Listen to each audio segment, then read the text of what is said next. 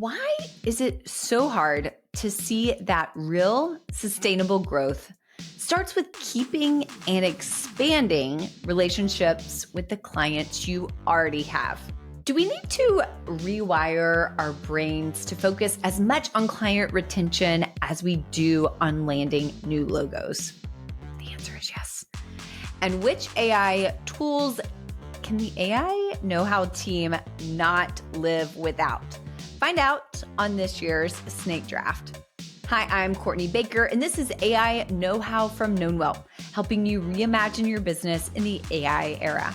As always, I'm joined by Knownwell CEO David DeWolf, Chief Product and Technology Officer Mohan Rao, and Nordlight CEO Pete Buer.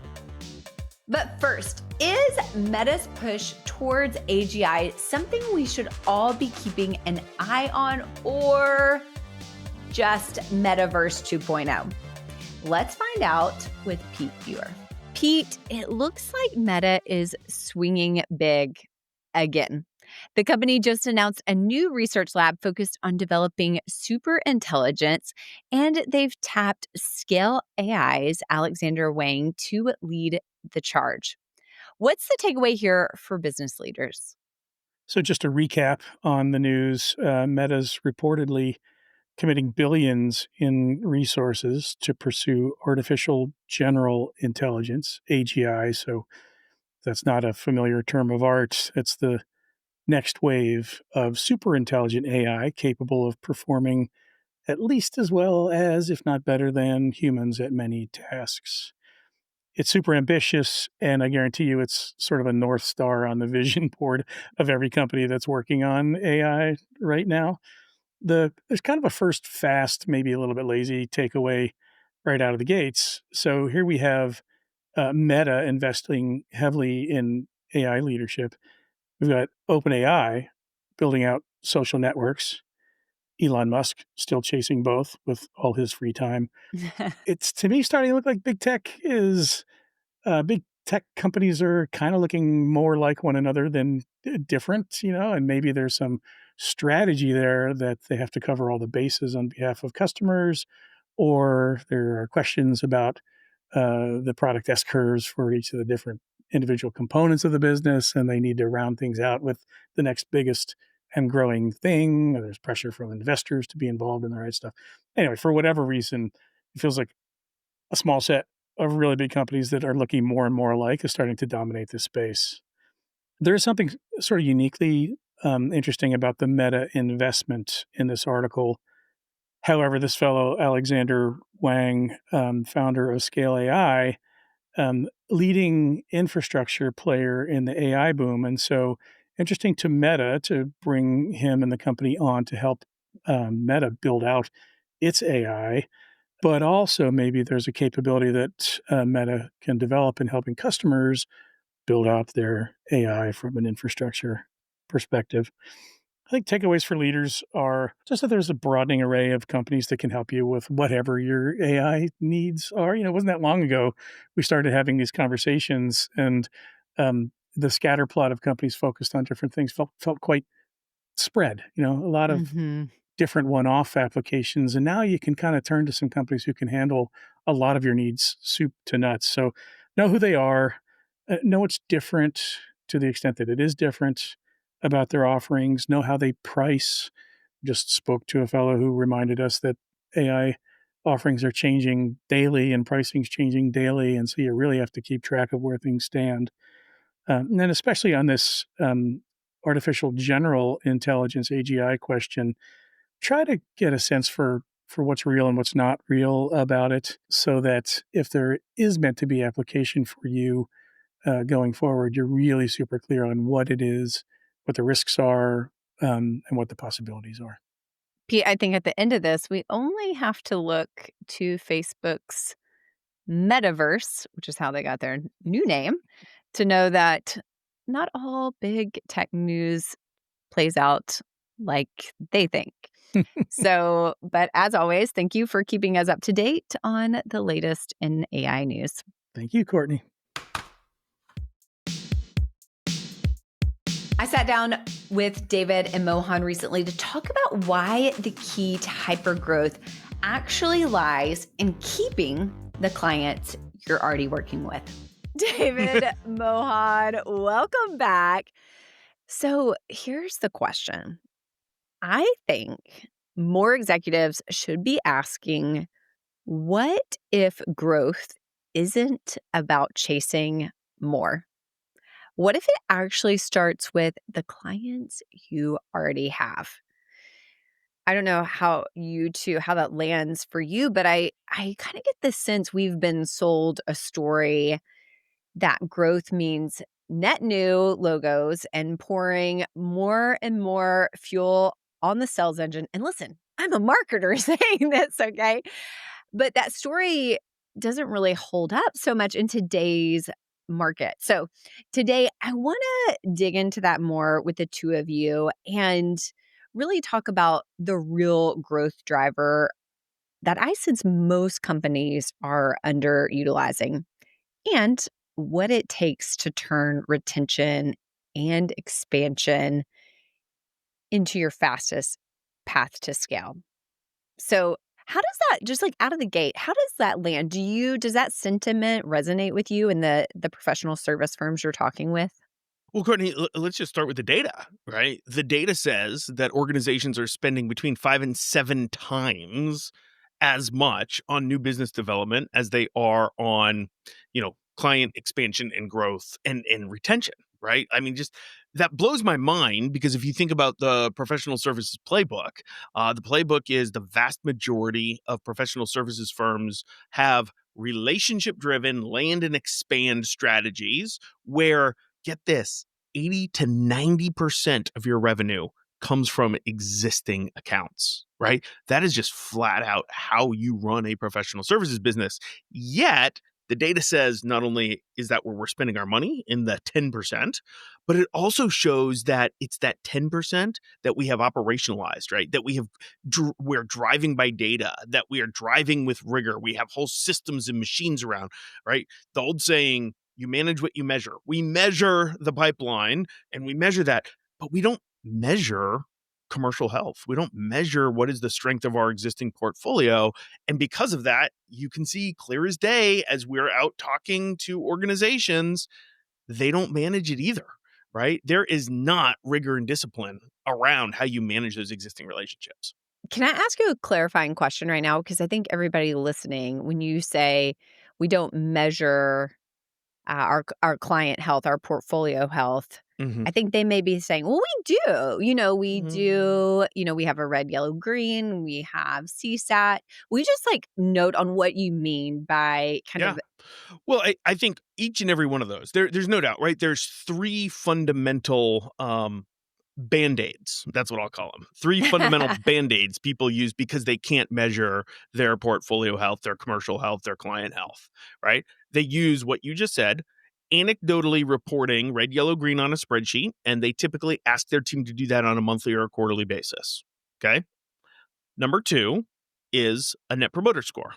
And again, typically at most, we see organizations putting out an NPS survey once a quarter, maybe at the end of a project in between, right? Those types of things. And then number three, you see customer satisfaction scores.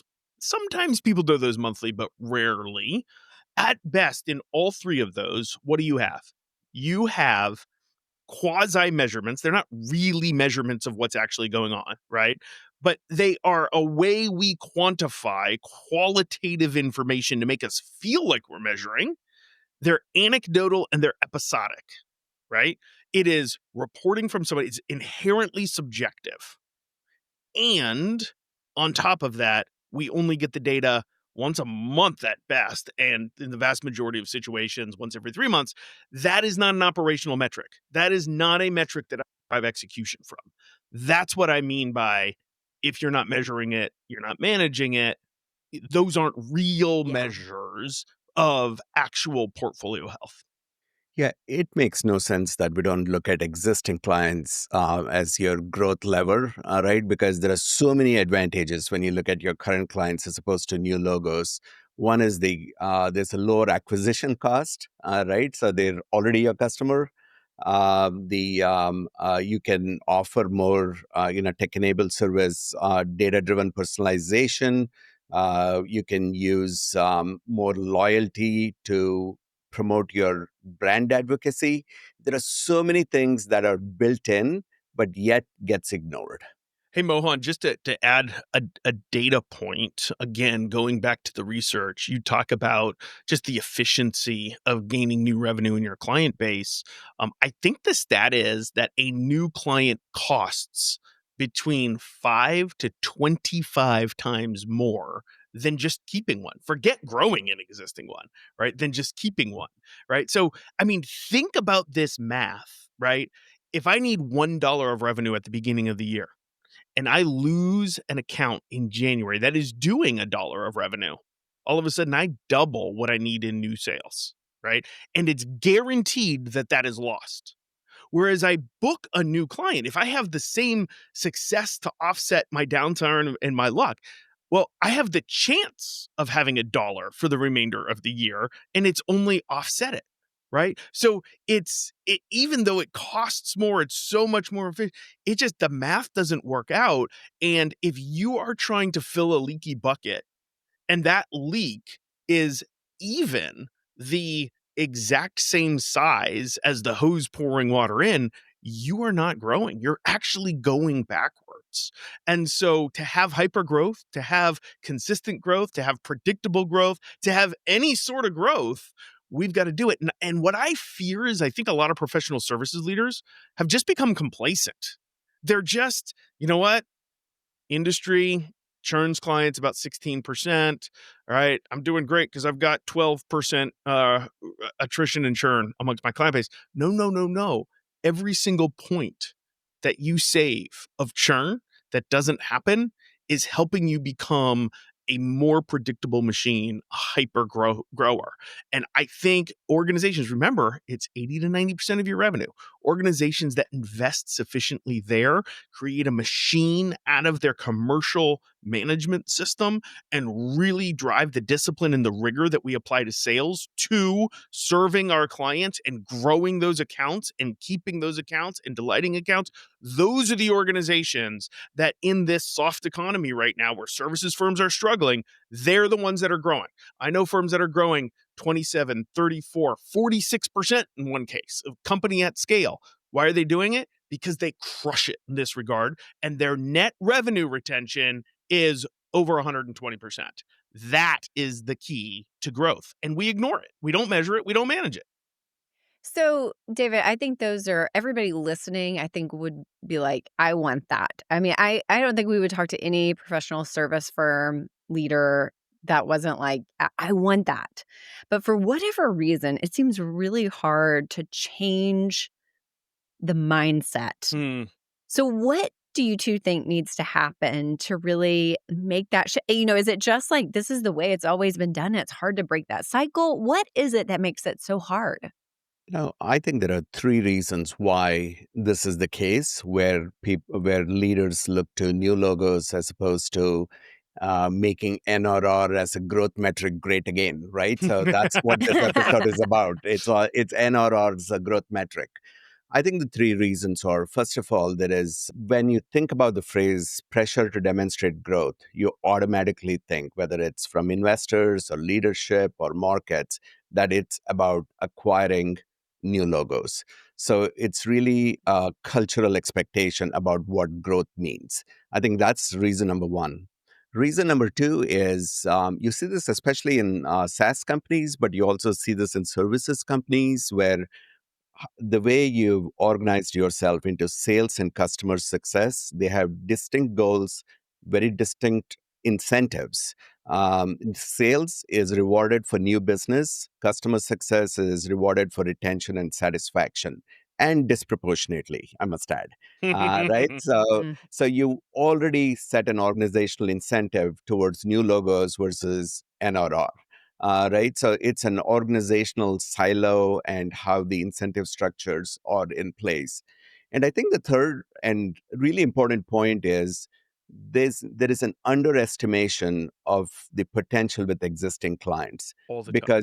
because you're dealing with problems every day. You automatically say, the grass is greener on the other side. So let's go to the new logos as opposed to dealing with the problems you have, solving those, and also educating that these are real problems that happen in any service relationship. And you're on top of it, right? So just sort of underestimating the potential of your current clients. I'd say those are the three reasons why we don't focus on this as And much. I want to double down on that last one and maybe add a fourth that stems out of it. Because of that reactive nature, where we're in firefighting mode all the time, where we're managing by gut, not by data, where we just have this reactive culture that is doing the best to keep up, right? How many leaders do I talk to that just feel like they have no ability to get ahead and proactively manage it? They're exhausted. They're tired.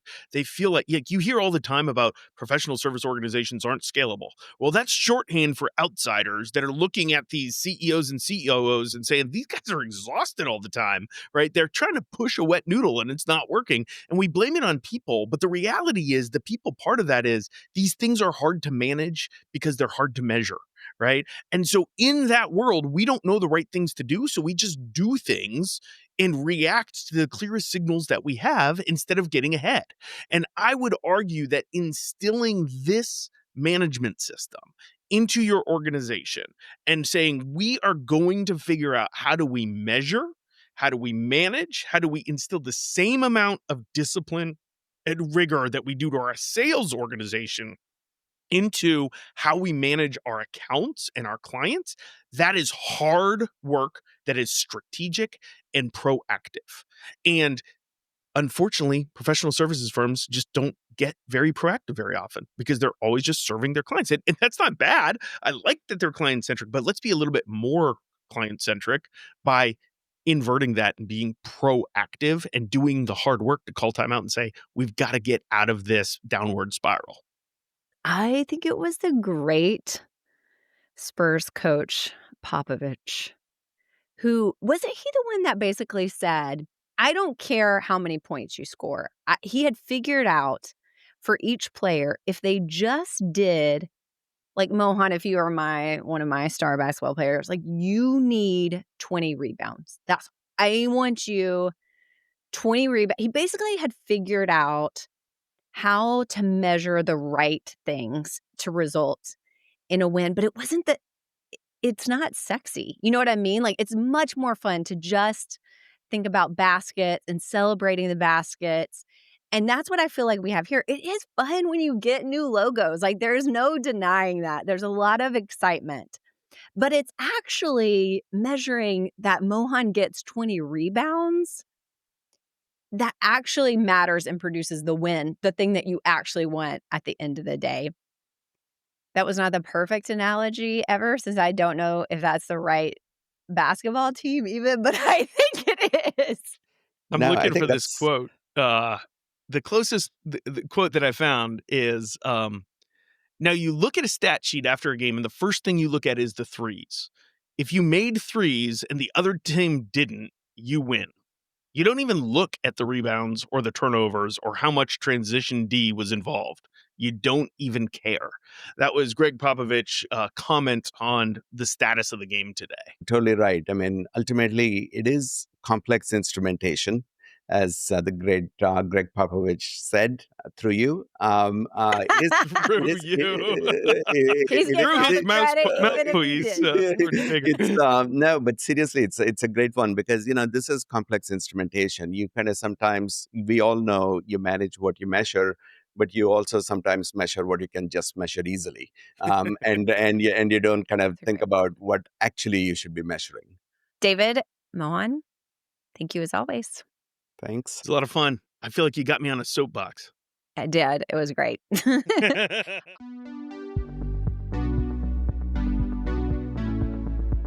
One of my favorite things about summer is being outside with a good book. And if you're anything like me, even when you're on vacation, sometimes you like a little something work-related to really sink your teeth into. So we have developed the playbook for scaling and growing your services company in this AI era. You can download our brand new playbook 4 AI-powered strategies for scaling professional services. You can get it right now at knownwell.com/scaling whitepaper.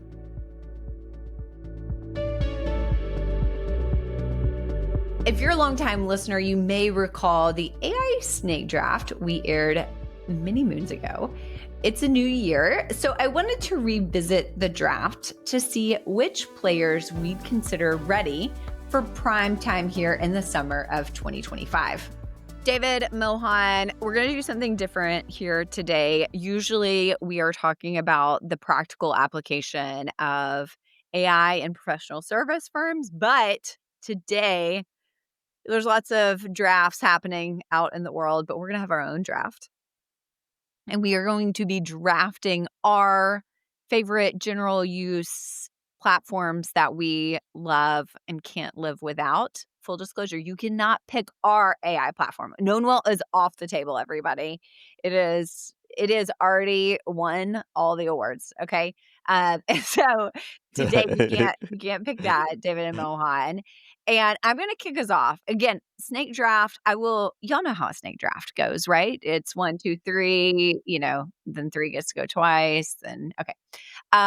So I'm going to go first because I picked the roles. And I will say, for me, the tool I can't live without, and I don't think anybody's really going to be surprised about this, but I'm going to go ahead and take ChatGPT off the table with the first pick. And I will say, at one point, I thought there's going to be so many options. It's like all the models were competing. I really thought some of these other ones were, probably just as good. I actually feel like now ChatGPT has like won my heart here. And both personally and professionally.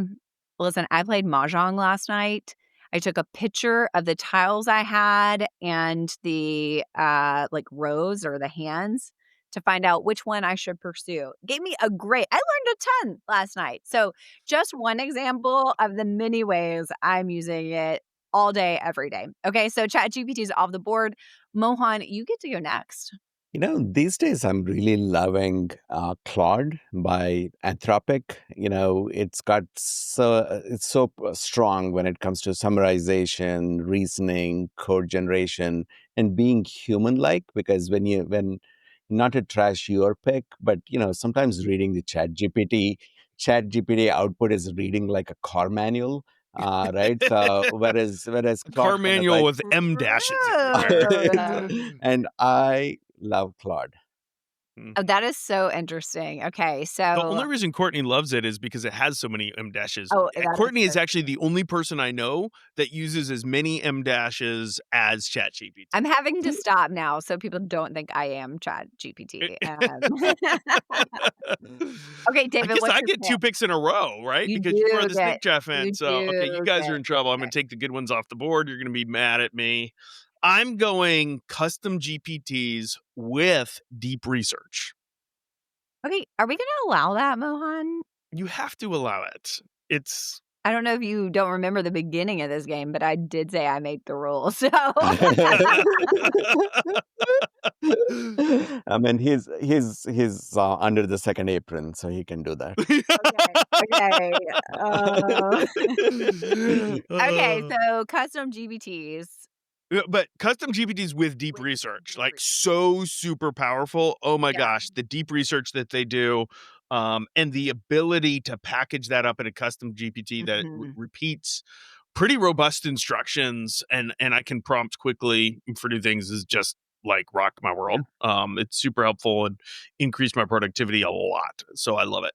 I'm gonna go number 2. I'm gonna surprise both of you. And you're going to be mad at me once I take this because you can't use it anymore because it's mine. No, don't do it. Grammarly. That is lies. That's lies. That's Mohan, yeah. can you believe this? No, absolutely. I think it is just a pick to block our team's progress. I know. We should have known this. He was going to be like real competitive with us. David DeWolf, do you have a active subscription to Grammarly? I do. Wow, did you know that? Mohan, because I get his documents lately and my Grammarly is going off the charts. Like someone It's actually the without one. Grammarly sent it to me. It's actually the one thing about Grammarly that drives me absolutely nuts is it doesn't know what it's recommended, and it often recommends on top of what it recommended. So you'll see that actually a lot. Like you can have a clean document and then come in later and it will change. It's the predictive nature of AI versus the deterministic nature. So for those, one of the reasons I hate Grammarly, even though I really value it, is because for those of us that can't stand red dots on our phone in our icons, I always have Not me. squiggly lines and my OCD goes crazy. Yeah. Okay, Grammarly, I can't believe you stabbed us in the heart there with that one. Okay, Mohan, you are up. With the next pick, I'm going to take Perplexity. I love Perplexity for multiple reasons. It's deep research, it's source verification, clear and concise. I can read through Perplexity very quickly. I love that user-friendly interface. Also like their content summarization. So I'm going to go with Perplexity and write this into the championship. Mel Kiper just called and said that was next on his draft board. So good pick. Highest value there, Mo. Okay, this is going to be a strange one and probably just kind of a sign of the times in marketing right now with our team, but we just upgraded our Asana, because we are a startup here at Knownwell, but we're really, how long do we get to say we're a startup, guys? Is that like indefinitely? It's a mindset. It's a mindset. It's a mindset. Yeah. But we've been making some new operational upgrades over on the marketing side. We've upgraded to Asana AI, kind of the next level up. And so we've been exploring more of those capabilities, which is helping us with the kind of operations in that department and kind of moving a task forward. So I'm really interested in exploring that more. And so I'm going to take that one, even though I know you two wouldn't take it, but also I'm the last pick anyways. You can have it. Mel Kiper just called. It wasn't even on his draft board. Yeah. You don't even know. Do you know how to spell Asana? I don't want to.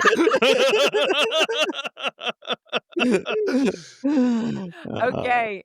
I would like to remind you, David, that you took one of our favorite picks and then just sent it to the D League by bashing it the whole time. And so that's all right. It's locked up under contract and you can't use it. So.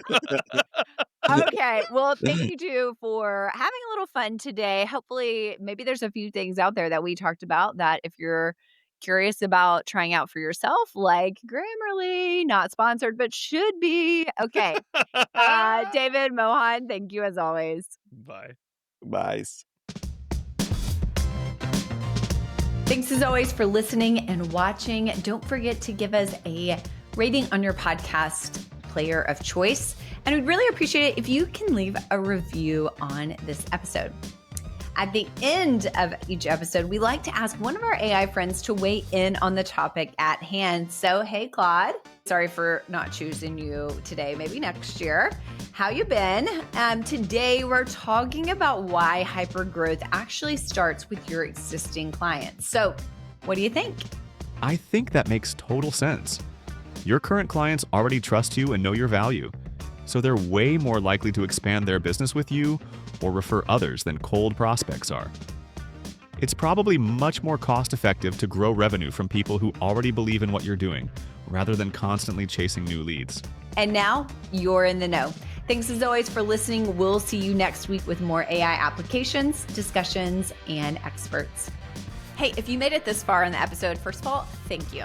And second, we know that AI is changing all the time, and so we've got you covered. Here is another great episode for you to watch to stay in the loop on what's happening in AI and business. And second of all, we'd love for you to subscribe. You can do that right here. I've always wanted to do that, by the way. So do that now. That would be great.